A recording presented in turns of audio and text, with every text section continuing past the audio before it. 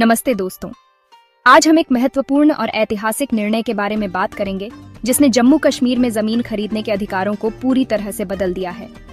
यह निर्णय न केवल कानूनी दृष्टिकोण से महत्वपूर्ण है, बल्कि इसका सामाजिक और आर्थिक प्रभाव भी बहुत बड़ा है। 5 अगस्त 2019 को केंद्र सरकार ने अनुच्छेद 370 और 35A को समाप्त कर दिया, जिससे जम्मू कश्मीर और लद्दाख का विशेष राज्य का दर्जा समाप्त हो गया। इस निर्णय ने न केवल इन क्षेत्रों की राजनीतिक स्थिति को बदल दिया, बल्कि वहां के निवासियों के अधिकारों और कर्तव्यों को भी नया रूप दिया।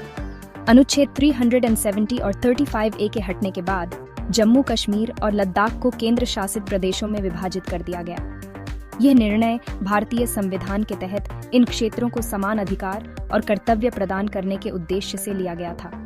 इसके बाद 27 अक्टूबर 2020 को केंद्र सरकार ने जम्मू कश्मीर विकास अधिनियम 1970 सहित कई भूमि कानूनों में संशोधन किया।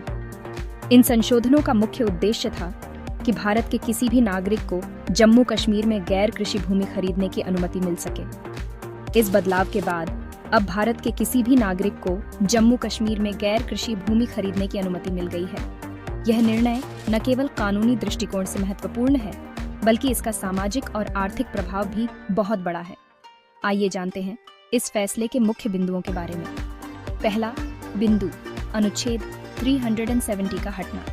5 अगस्त 2019 को जम्मू कश्मीर का विशेष दर्जा समाप्त कर दिया गया। अब सभी भारतीय नागरिक वहां समान अधिकारों का लाभ ले सकते हैं। दूसरा बिंदु, भूमि कानून में संशोधन। 27 अक्टूबर 2020 को नए नियमों के अनुसार किसी भी भारतीय नागरिक को गैर कृषि भूमि खरीदने की अनुमति दी गई। हालांकि कृषि भूमि केवल कृषि उद्देश्यों के लिए ही उपयोग की जा सकती है। तीसरा बिंदु, कृषि भूमि के प्रावधान। कृषि भूमि पर बाहरी व्यक्ति केवल उद्योग, शिक्षा या स्वास्थ्य सेवाओं जैसे उद्देश्यों के लिए निवेश कर सकता है। इन सभी प्रावधानों का एक ही उद्देश्य है, जम्मू कश्मीर में निवेश को प्रोत्साहन देना और विकास के नए अवसर पैदा करना।